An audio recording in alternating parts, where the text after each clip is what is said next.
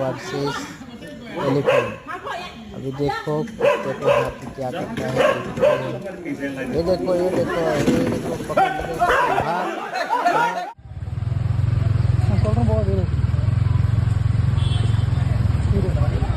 No யாரும் வருதுண்ணா வாண்ணா. No போனா இப்படி டக்கு போனா. போடா பொறுங்க போடா வெளியே வந்துட்டோம். போடா ஏய் போங்கடா. போடா தம்பி போடா.